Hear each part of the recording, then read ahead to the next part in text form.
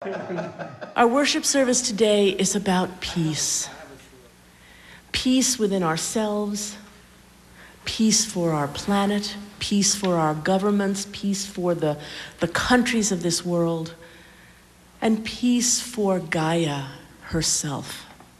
This is a service to open the academic year.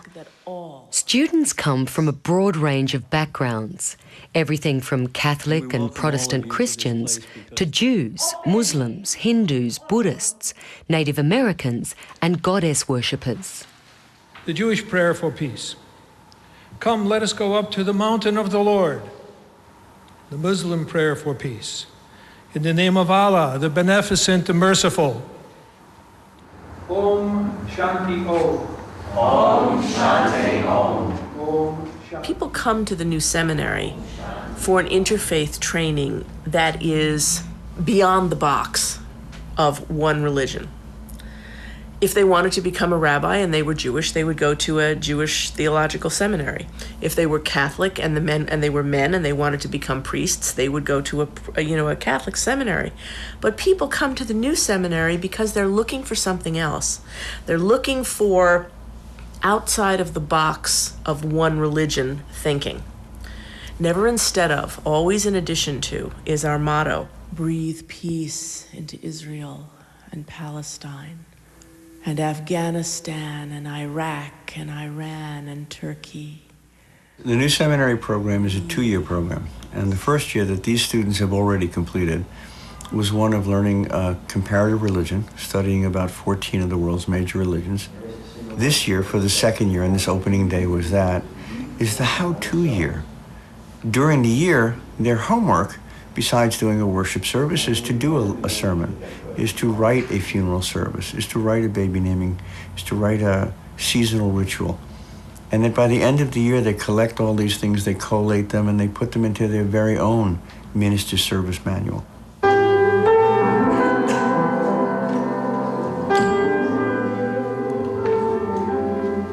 Combining elements from many different faiths is contentious and highly confronting to some believers.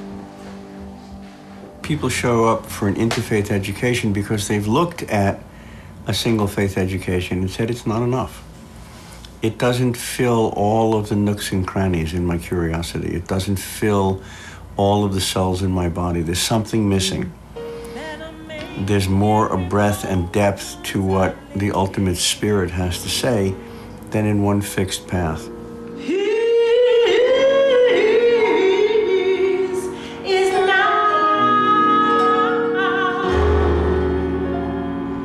Its presence calls out to every one of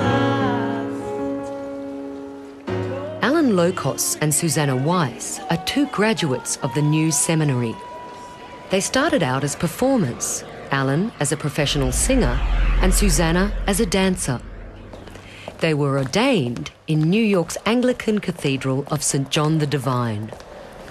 What became obvious here is that standing up in front of hundreds and hundreds of people and being ordained, my family, my friends, my colleagues, representatives from all of the world's major faiths offering prayers, was that by standing up and declaring publicly that I was accepting the mantle of being an interfaith minister was a real responsibility.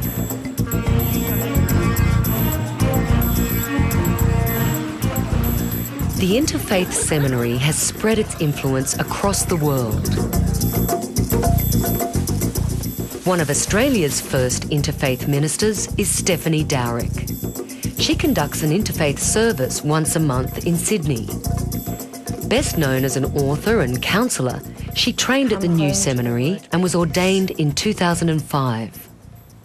Sometimes I think, as an interfaith minister, I'm walking a path and surrounded by so much richness that it's almost overwhelming. Well, for me, the ordination service was very sacramental, even more than I could possibly have anticipated. It was a hot, sweaty day, and, you know, our class was sort of crowded together, and I felt we'd spent far too much time during the retreat, you know, worrying about when we stood and sat rather than doing our inner work. And yet, when it came to the moment of ordination, we'd sung a hymn, funnily enough, which lots of people know because it's in both the Catholic and non-Catholic traditions, called "Here I Am, Lord, it is I, Lord. I have heard you calling in the night." And it was a hymn that was new to me, and I actually felt very much, probably in a direct lineage from my early Catholic days. You know, I felt this thing. Yes, it was a call, you know, and I hold your people in my heart. One thing about being on this sort of cutting edge of interfaith is that there is no great history, there is no mother church, there is no dogma, it's kind of like wide open. So the creativity of it and what was going to come just started to open up at my ordination.